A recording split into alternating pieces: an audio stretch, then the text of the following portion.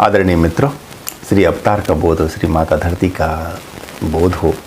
मित्रों, मैं स्वामी धर्मदास उदासीन आप सबका धर्म बोध में स्वागत करता हूं। दोस्तों, आज का विषय है, आज का है प्रश्न कि जीने का सबसे अच्छा कौन सा ढंग है, कौन सा तरीका है, सर्वश्रेष्ठ जीवन की शैली क्या है। और इस तरह के प्रश्न हमारे बहुत सारे दोस्तों ने पूछा है। तो आइए आज इसका जवाब हम आपको देते हैं कि जीने का सबसे सही तरीका, अच्छा तरीका, सबसे उत्तम तरीका क्या है। आपको लगता है कि जो एक धनवान जीता है, धनवान लोगों का जीवन श्रेष्ठ है, जीवन शैली श्रेष्ठ है, जीने का तरीका श्रेष्ठ है, सही है, उचित है, बेस्ट है।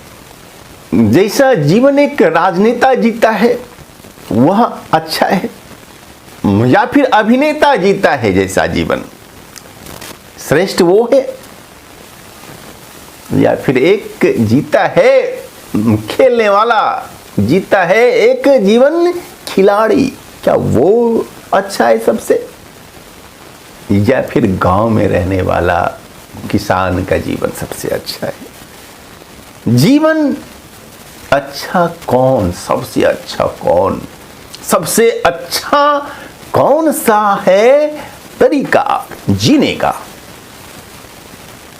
विचारिए। अपनी अपनी राय भेजेंगे आप जरूर, ठीक है? क्यों भेजेंगे ना साहब? अब देखिए, अब आप मेरी राय और मेरे विचार सुन लीजिए, जान लीजिए, आपके बहुत काम आएगा। दोस्तों, मेरी राय तो वही है जो कि हमारे शास्त्र का है, जो कि हमारे ऋषियों का रहा है। अब वो कौन सा रहा है? मैं बता रहा हूं, वो है आश्रम व्यवस्था, जिसके अंतर्गत जीवन को 4 भागों में बांटा गया है। और जिसने भी इस आश्रम व्यवस्था को ठीक से समझ लिया, वह निश्चित रूप से कहता है और कहेगा कि इससे अच्छा जीवन तो हम सोच भी नहीं सकते। हमारे ऋषिगण वैचारिक लेवल पर, चेतना के लेवल पर, वे लोग आज के सामान्य मानव से श्रेष्ठ स्थिति में थे, बहुत ही उच्च स्थिति में थे। दोस्तों, जीवन को उन्होंने बांटा है 4 भागों में। जन्म से लेकर के 24-25 वर्ष की अवस्था तक को कहा गया ब्रह्मचर्याश्रम, ठीक है? दूसरी अवस्था आती है, दूसरा स्टेज, जब व्यक्ति बनता है गृहस्थ, वह विवाहित होता है।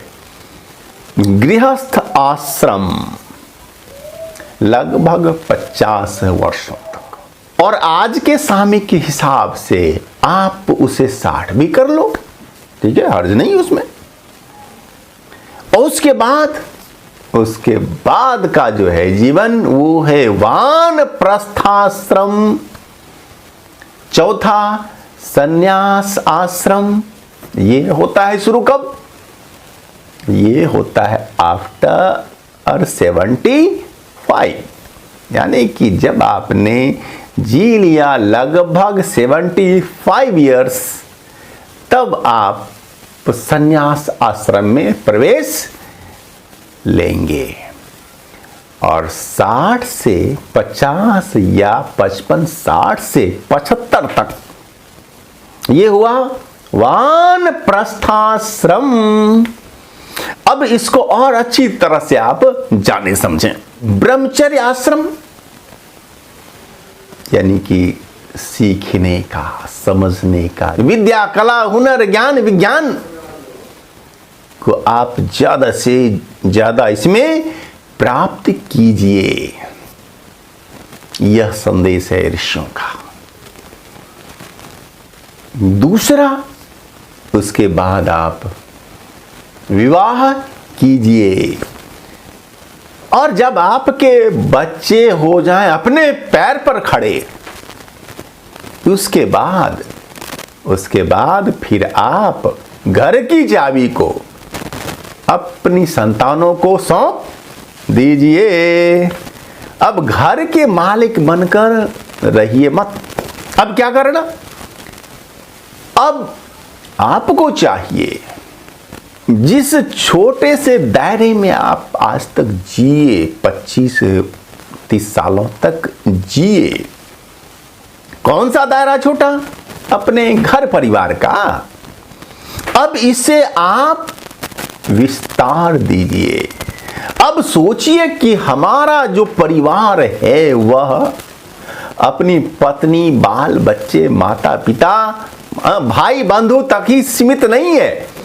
संपूर्ण समाज हमारा है, फैमिली हमारा है, परिवार।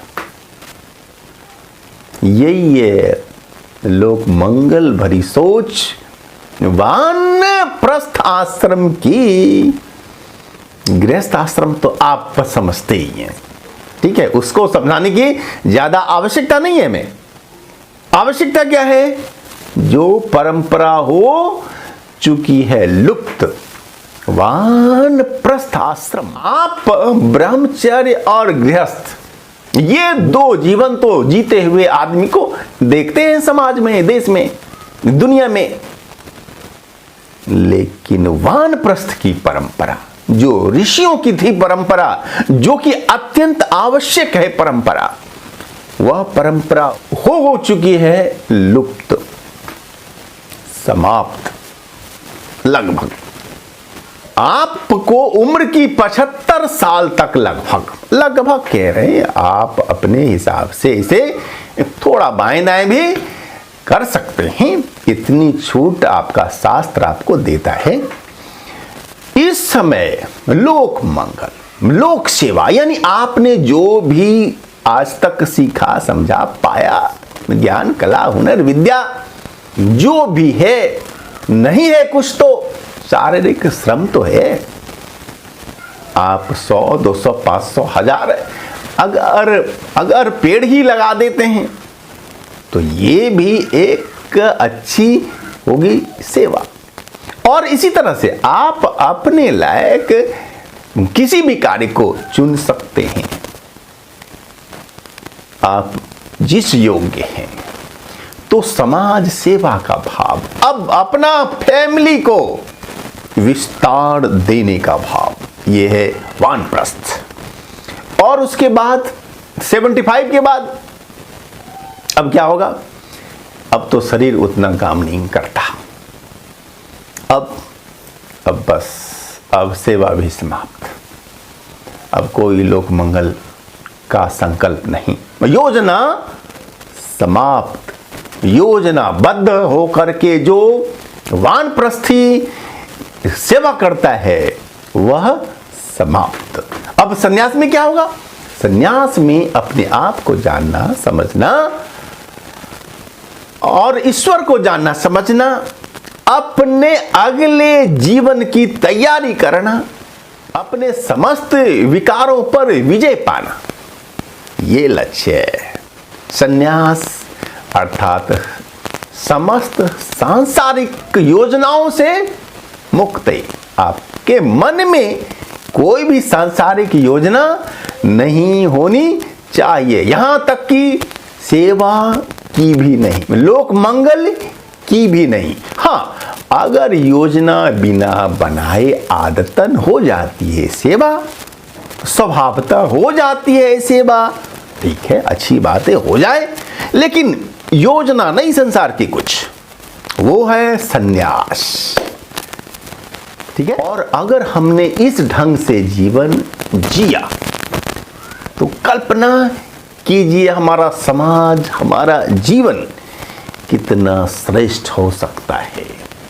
आज की जो समस्याएं हैं, घरेलू समस्याएं, सामाजिक समस्याएं, राष्ट्रीय समस्याएं, वैश्विक समस्याएं, वो सभी सुलझ सकती हैं केवल आश्रम व्यवस्था को ठीक से जानकर, समझकर और फिर से अपने जीवन में अगर मानव धारण है करता।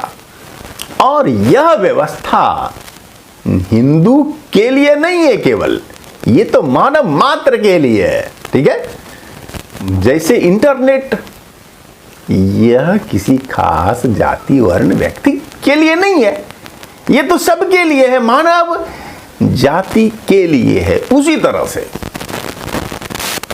तो दोस्तों, सर्वश्रेष्ठ जीवन कौन सा? आश्रम व्यवस्था वाला जीवन। सोचिए, विचारिए और अपनी राय, अपना कमेंट अवश्य भेजिएगा। धन्यवाद।